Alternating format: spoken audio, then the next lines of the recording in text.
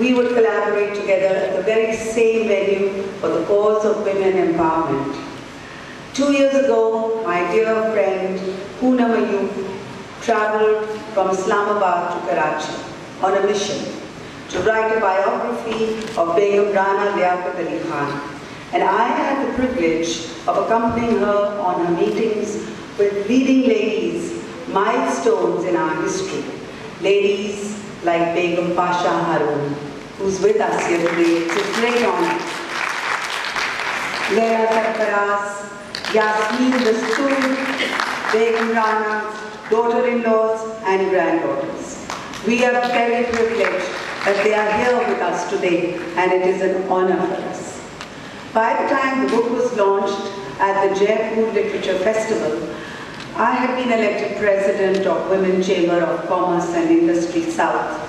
And thanks to our past President, Rukhsana Abbas's efforts, our chamber was housed in the historical APWA building, which is just across the road from here. I thought that there could be no better venue for the book to be launched in Karachi than at the APWA Auditorium. But unfortunately, it was discovered that the venue needed major renovations and repairs. Thus started our joint effort of APWA and WCCI South. Our event today becomes not only a celebration of women, but it's also an introduction of the Begum, a biography of a most awe-inspiring personality. Taking this further, JS Bank joined us in the Women's Day celebration by introducing their special financial offerings for youth and for businesswomen. And last but not least, today we create an awareness for the need to restore and renovate the Lady Nusrat Harun APWA Auditorium, so that it remains a place where women will be able to hold trainings, seminars and conferences, a place for learning and culture for women. Thank you. Co-authored by Poonam Ayub, this book was launched at the Karachi Literary Festival, but due to prevailing circumstances, Poonam was unable to attend. And today we have her in our midst. I welcome her and wish her all the best in her future endeavors. We also have jointly WCCI South celebrating the book launch, and APWA was very pleased to offer them premises in the national headquarters because the past president, Rukhsana Abbas, approached me and asked if APWA could be kind enough to accommodate the WCCI. So we are happy to have Shaiyanne, who is a dynamic person and who has done this fantastic job of getting the auditorium and arranging the team all on her own. So congratulations to Shaiyanne. As the past president of APWA, I have attended many festivals. But when I was approached by Poonam for literature on Begum Sahiba, I forwarded her the short biography written by Begum Liaquat's longtime companion, K. Miles. I had this book reprinted in 2007 with a number of her speeches of Begum Sahiba, which I think should be now reprinted and offered to everyone because they are fantastic speeches outlining so much for women who can work and do great work.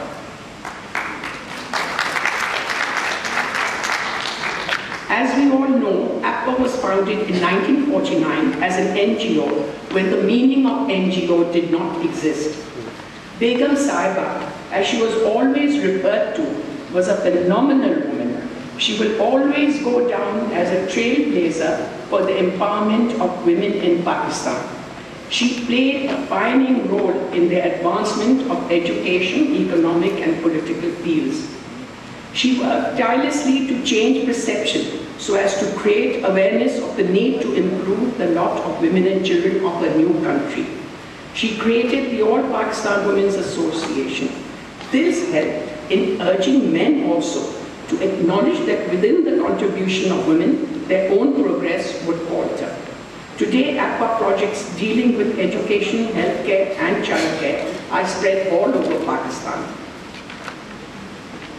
Begum Rana possessed enormous personal charm and capacity for judging people and attracting friends. To vouch for this is Yasmin Dastoor, who has been, I don't know how many years Yasmin in APWA? Is it 40 years in APWA? To the American Women's Club of Karachi, whose chairman had suggested that the Begum Sahiba would speak on women's education in Pakistan.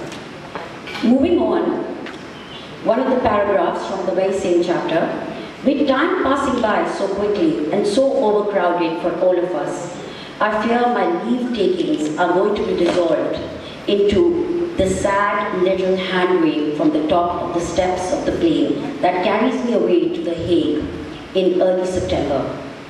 I must thank you for the friendship, hospitality and courtesy you have extended to the APWA and to me personally. I was very glad you suggested that I share with you some thoughts on the vexed and vital question of women's education in Pakistan. For at this critical stage of our general social and political progress, it is important to take stock of the position and try to think out clearly and carefully just what goals, attitudes and trends we really want before we embark upon large-scale plans and expenditure. Furthermore, what I have in mind especially is very largely a shift in emphasis from the mere education of women, which is now accepted everywhere in Pakistan as both desirable and necessary, to the more specific and much less understood one of education, to the for women, something which is custom tailored for them and not just off the rack. I think this is true of all education. It should be tailored to the varying needs of the boys and girls, the community, the country, the national and international needs it is intended to serve and adorn rather than merely clothe or disguise. Thank you. They've connected people, females from Karachi to people in rural areas. To allow them to have an sort of branches in 172 cities. We have a presence in 43 cities in Sindh with 117 branches across Sindh, which can help us facilitate APWA and WCCI both in extending their financial outreach and further empower women entrepreneurs. JS Bank is the second largest bank under Prime Minister's Youth Business Loan and third largest in lending to small and medium enterprises. JS Bank has been working with State Bank, Government of Pakistan and other provincial governments, be it international or local organizations for clean JS Khud Mukhtar with really subsidized market rates. We have a product offering across Pakistan since it's a State Bank backed scheme. It's a refinancing scheme. So the rate is fixed at 5% only as compared to a market rate of 15–16%. Her incident when we had so many problems, and she was the one who took care of everything, and she heard everybody. She wanted to meet everybody, and so did Nawab Saab, her husband, and they were people's people. They once, I couldn't be people like we have today. Nawab Saab wanted to hear what people wanted.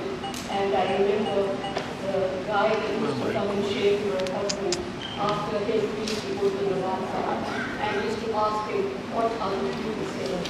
So he used to tell him what people are saying sometimes, because something good, sometimes bad, and what people needed, and he did everything. He was a people's man, and so was Begum Saab. She was a people's person, really. And it's a pity that we don't have anyone like that in our country today. And what we saw of Pakistan, and today, it burns my heart. It kills me when I see the country is going down. our people are really not people's people. They just become ministers, prime ministers, presidents, and they forget about everything else. When they are out of power, they live like lords. I remember Nawab Saab and Begum Saab's house in Delhi. It was such a polluted, it was better than a palace. It was a palatial house. And when they came here, he didn't ask for anything. When he passed away, when he died, she didn't have anything. Not even a house, you know. And now today, we never find that. So it's really very painful. And for me to remember all those days, it's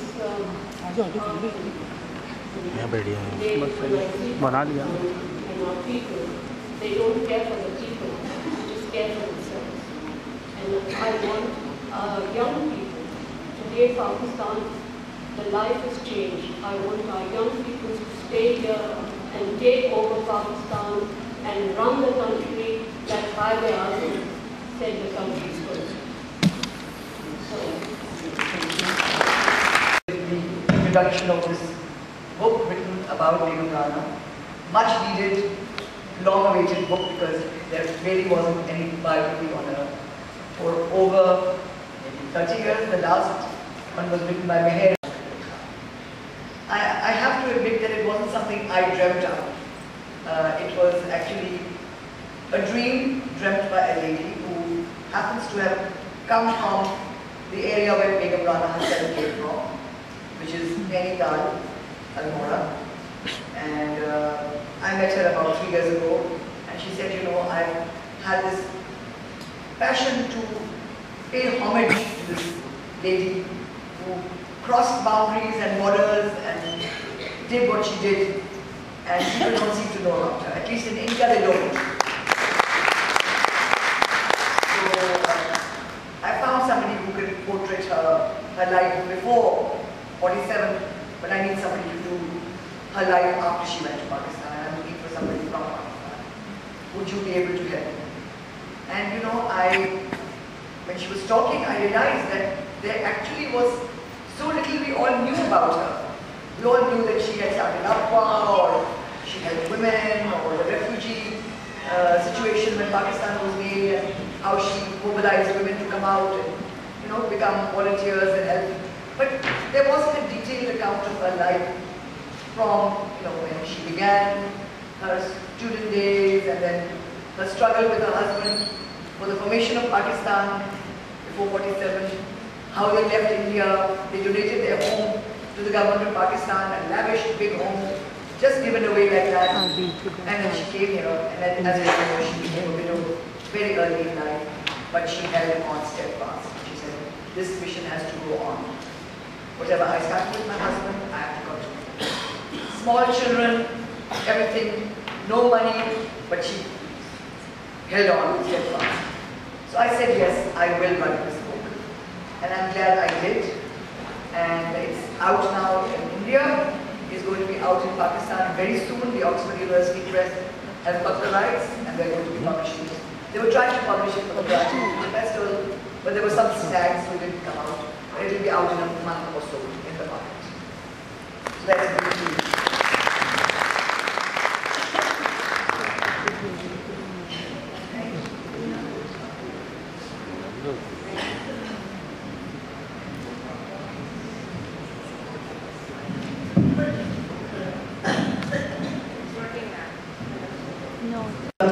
Leila Sarfaraz, Leila Auntie, President of APWA from 2005 to 2014. For you, it was like many generations of your family have traveled with Begum Rana Liaquat Ali. We would love to hear something about that journey. I would like to tell you that in our midst is Pasha Harun, and she was asked by Begum Liaquat to be the National Guard, Women's National Guard's, was it commander? I don't know what it was, and she's sitting right here, and she can tell us more about how she joined the Women's National Guard, which Begum Liaquat, yes, it will be great fun to hear her say. Okay, so we're coming to you now. Me and my colleague, Zaid Patel, we were always with her, we were traveling with her, and there's so many small little things we have learned from her. Those days we were all volunteers, nowadays volunteerism is finished, but still APWA still has young girls who are volunteers and who work for we have got schools, we've got colleges, we've got all over Pakistan, health units, we've got medical units, and all that because of one person, Begum Khan.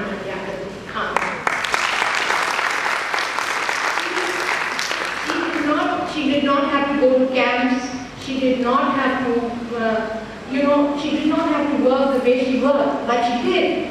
She did. It was something which was sort of given to her, and she took it up, and she took it up in such a good way. When she left India, this beautiful home she had, she wanted to take a small carpet, which was owned by her mother.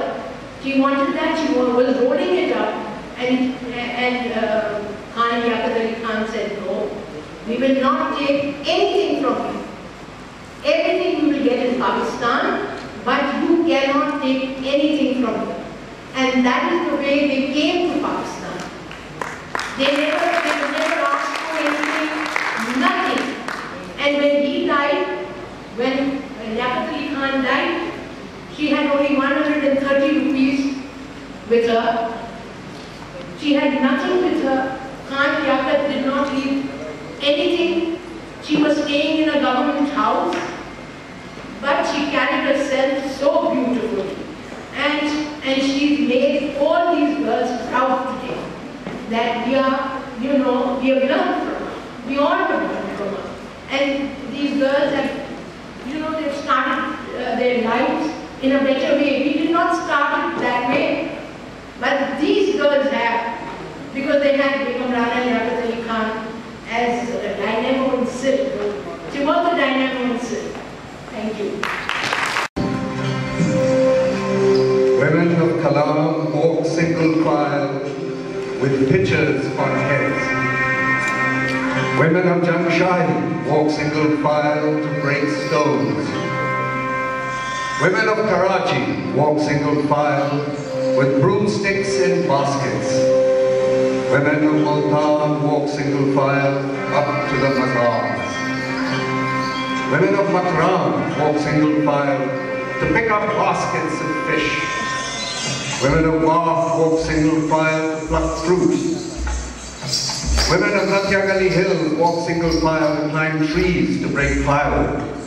Women of Lahore walk single file up the steps of the Elephant Gate. Women of Char Sada walk single file to newly discovered stupas. Women of Kutch walk single file to carry cements for roofs. Women of Tira walk single file to sow wheat.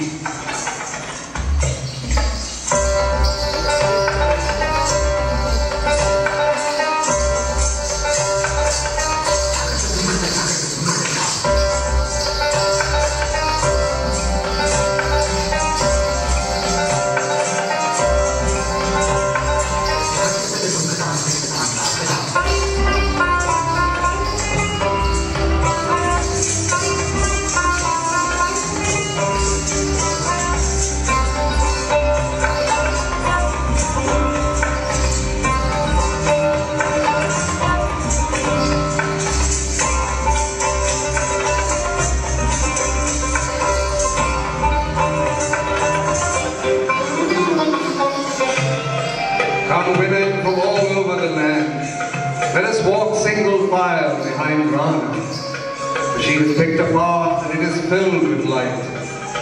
But it leads away from deep wounds. She has made the journey lighter.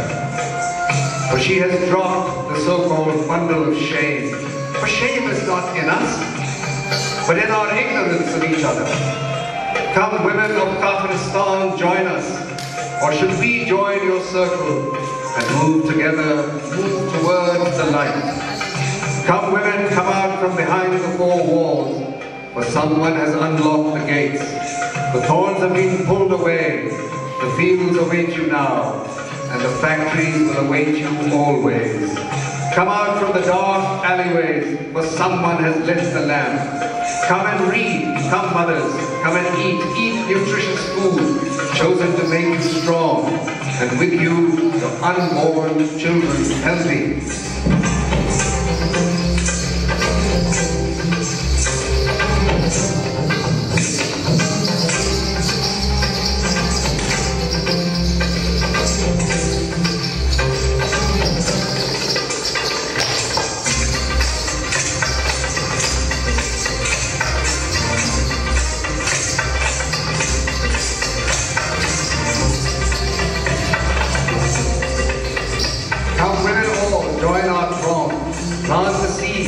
Spread your veils to catch cotton, pluck the fruit off the trees, pull the fish out of the waters. Come live, breathe, write and count, for there's so much to count, so much to learn, so much to say. Come single file, the Pakistani way, the way it ever was and is today, with Rana leading the way towards the light. Come men too, our men, it's time to shed your anger, give up your outrage.